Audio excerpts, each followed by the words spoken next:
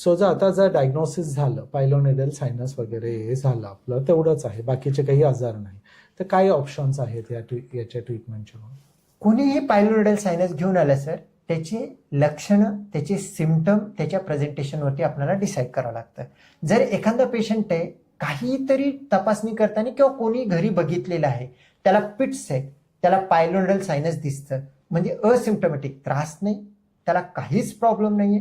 आणि काही काही वेळेला काय होतं, मिलिटरीची एक्झाम साठी गेलेले असतात, अशा पेशंटमध्ये बघतात, तपासणी करतात, तपासणी केलं पायलोनेडल सायनस दिसलं की ट्रीटमेंट करा, असं नाही. असिम्प्टोमॅटिक पायलोनेडल सायनस मध्ये, कारण ह्याच्यामुळे काही कॉम्प्लिकेशनच होत नाही, ज्याला त्रास नाही त्याला सर्जरी नाही, हा सर्वात पहिली गोष्ट.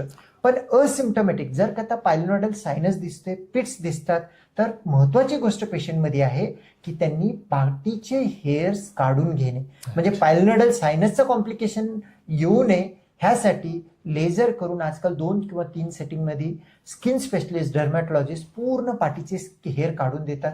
पाठीचे हेअर जर का काढलं, हायजीन ठेवलं, तर त्याला प्रॉब्लेम होण्याचा संबंध नाही. आणि एका विशिष्ट वयानंतर, म्हणजे एक यंग एजमध्येच 25 ते 20 ते 40 मध्येच पायलोनेडल सायनसचं प्रेझेंटेशन असतो. एकदा 40 झालं तर तिथले ग्लँड सगळे ड्रायअप होतात, त्यामुळे काहीही होत नाही. त्यामुळे असिम्प्टोमॅटिकला काहीही करायचं नाही, पण पाठीचे हेअर काढून घ्यायचं, हा पहिली गोष्ट. सिम्प्टोमॅटिक मध्ये ऍब्सेस आणि पायलोनेडल सायनस. ज्याला ऍब्सेस प्रेझेंटेशन आहे त्याला काहीच ऑप्शन नाही. ऍब्सेस प्रेझेंटेशन असेल, इमर्जन्सी मध्ये ओटी मध्ये घेणं आणि पूर्ण पू काढून टाकणं, क्लीन करणं. पण ऍब्सेस मध्ये प्रायमरी पिट असतील, पायलोनेडल सायनस असेल, तर त्या पेशंटसाठी लेझर वापरणं हे एक ऑप्शन आहे.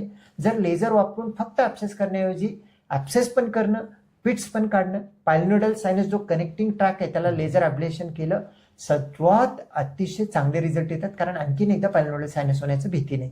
ज्याला पायलोनेडल सायनस आहे आणि ज्याला ऍब्सेस आहे त्याला सर्जरी करून घेणे, नंतर पाठीमागचे हेअर सगळं काढून घेणे. ज्याला पायलोनेडल सायनस आहे, अधूनमधून पू येतंय, घाण राहतंय, त्या पेशंटनी सगळ्यात पहिलं काय करावं, ऍटलिस्ट एक सेशन लेझर हेअर प्लायकेशन, बॅक हेअर, बटक्सचे हेअर, तिथले क्लेप मधले हेअर सगळं लेझरनं क्लिअर करावं, जेणेकरून प्रायमरी एक निघून जातं. त्यानंतर पायलोनेडल सायनसची सर्जरी करावं, आणि सर्जरी करून आजकाल लेझर प्रेफर्ड आहे. कोणत्याही प्रॉक्टॉलॉजीमध्ये लेझरचं बेनिफिट नाही, आपण सगळ्यांना सांगतो, फक्त हा एकच असा आजार आहे त्याच्यामध्ये लेझरचं मॅजिक खरोखरचं आहे. लेझर वापरून ह्या आजाराला पूर्णतः बरं करू शकतो. आणि त्या ठिकाणी जर का पायलोनेडल सायनस असेल तर पायलोनेडल सायनस आणि त्याची प्रायमरी पिट काढून लेझरनं ब्लाइंड जाळलं तर जखम मोठं होत नाही. आणि जर कथा असेल तर वाफ्ट स्कोप, म्हणजे स्कोप टाकून दुर्बिणीनं बघून पण काढतो, पण नसेल तरी सुद्धा क्युरेट करून काढणं.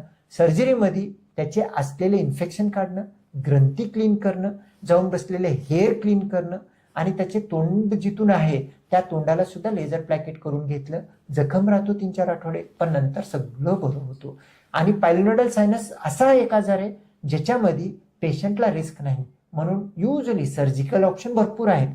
फ्लॅप्स आहेत, लिंबर्ड फ्लॅप, बसमन फ्लॅप, म्हणजे आजूबाजूची चमडी काढून तिथं स्टिच करतात, तो पूर्ण गाठ ओपन करतो, बरेच ऑप्शन आहेत.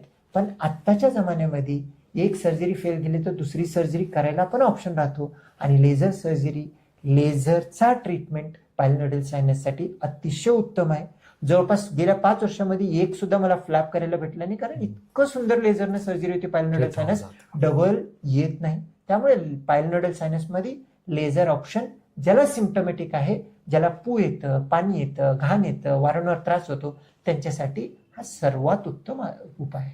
बरोबर. सो म्हणजे हे लेझर तुम्ही जे म्हणताय ती सायलॅक जी टेक्नॉलॉजी आहे सर्जरी, याच्याबद्दलच आपण बोललो. तर तो मी तुम्हाला प्रश्न विचारणारच होतो, तर तुम्ही ऑलरेडी त्याचं उत्तर दिलेच आहे.